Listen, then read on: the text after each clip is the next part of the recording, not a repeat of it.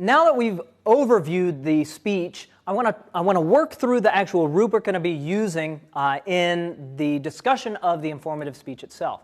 So I like doing this, and we did this in the impromptu, I'm sure you remember. I like doing this because on the one hand, I think it's fair. I think it's fair for everybody to know where I'm running, where this course is running in this speech. What are the exact skills that I think are important and that I'm going to be teaching to? So I think it's good to be transparent in that teaching.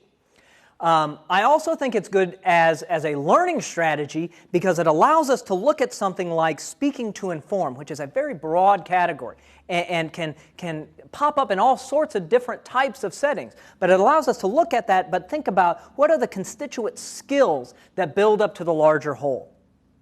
Also, I want to be going through the rubrics because in the functionality of an online class, I want to make sure peer evaluation is as good as it possibly can be in this class. I think one of the best ways to get to that is to make sure that there is some sort of communal understanding, shared public understanding about what these terms mean and how they can be evaluated. So I like going through the feedback form in general because it sort of helps us set up a general framework for studying specific genres of speeches, but also in a very practical way because it's going to be important to the class as an online class. So let me just sort of go through the various components of the rubric. There are 2 invention categories, an arrangement category, a style category, and a memory and delivery category. So to begin with, invention. Topic, time, and audience. So here I've got a couple of concerns. The speaker addressed points appropriate to the topic and the audience. So once again, you're making judgments here. Did you select the right material for the speech to be covered? Okay? Did you talk about the things that had to be discussed? Now certainly outside of this class, it's a huge consideration because you got to figure out, well, what's the audience? What does the audience already know? What shouldn't I say because I already know, or what should I say because I need to inform them? So you kind of got to get a read on what that audience is. Are they experts? Do they know a lot? Are they relatively uninformed?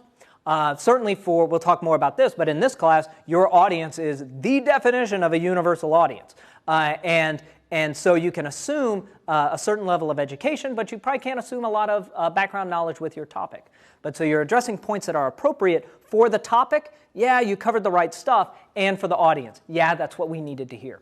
Also under this category, you balanced breadth and depth well in discussion of the topic.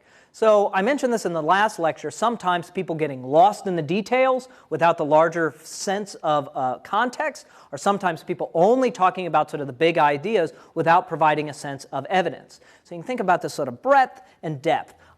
Big ideas, concrete details. We have this problem in business, we have this problem in science, we have this problem anytime somebody stands up to speak, and it's finding that appropriate balance between breadth and depth that is key. So that's a first category of invention, sort of big picture ideas. Is this speech fitted appropriately to the topic and to the audience?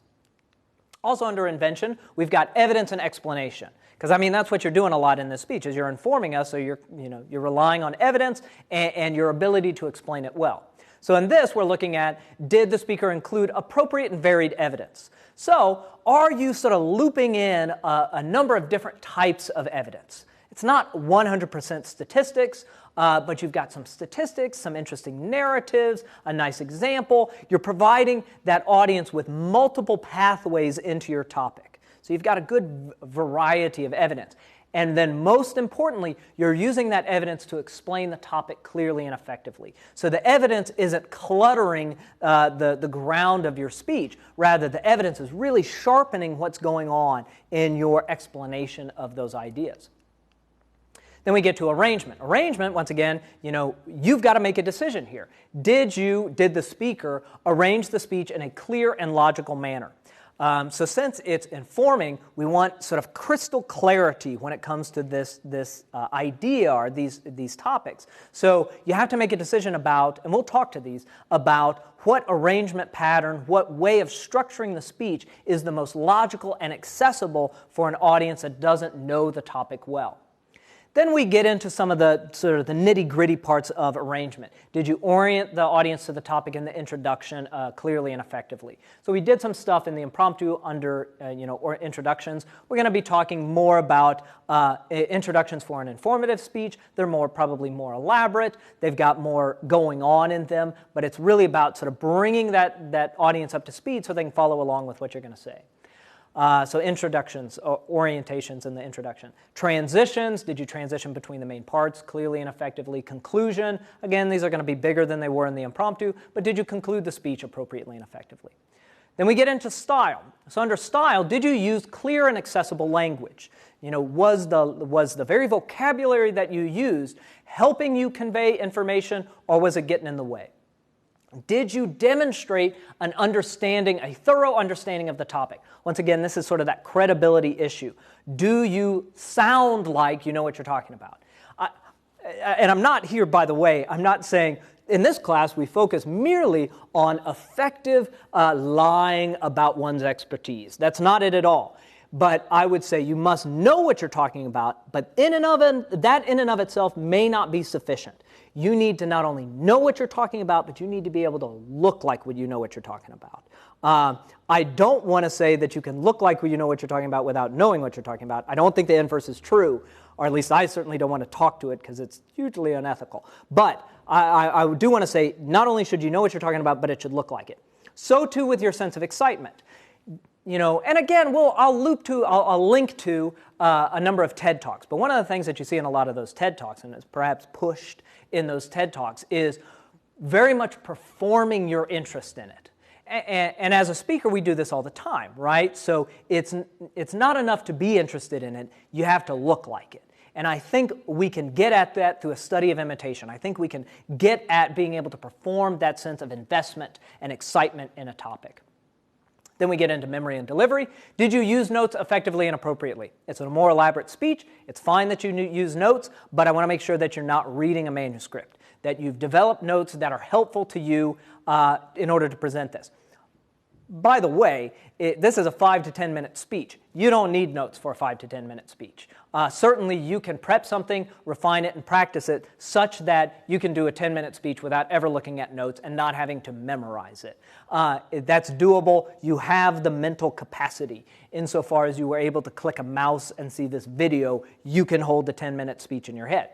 But also, are you using delivery to distinguish between key ideas and elaborating detail? That's some arrangement issues, but it's in how you're performing that. Are you distinguishing between big ideas and detail for us? And then many of the other delivery categories are the same as they were in the impromptu speech. You're using projection, pacing and pausings, gesture and movement effectively and appropriately. So I like being able to use rubrics. I think they're useful because it helps us think about the next couple of weeks. So as we move through the various video lectures for the rest of this week and the next 2 weeks, you'll notice that each one of them is hitting one of those learning objectives, one of those evaluation criteria. So there's nothing that is on that evaluative form that we haven't talked about in this class. This is a useful way of thinking about informative speeches for practicing speeches for this class. And I would say that the categories that we just talked about, the concerns that we just talked about, are certainly useful for any type of informative presentation you're going to give outside of this class. I would hope if you have to give a presentation tomorrow, presenting information at work, that you could use that rubric as a way of at least clarifying some issues for you. But above all, what I think that, not above all, I like ending on above all, but this is not an above all, this is an also. So you should be able to use it for practice, you should be able to use it to help your informative presentations outside this class, and also it provides quality feedback. The peer review system needs to have on the front end clarity as to what evaluation means. And so I think going through the rubric helps us with that. In the next lecture, what we'll do is we'll take a look at, like we did last time, a sample speech using the rubric.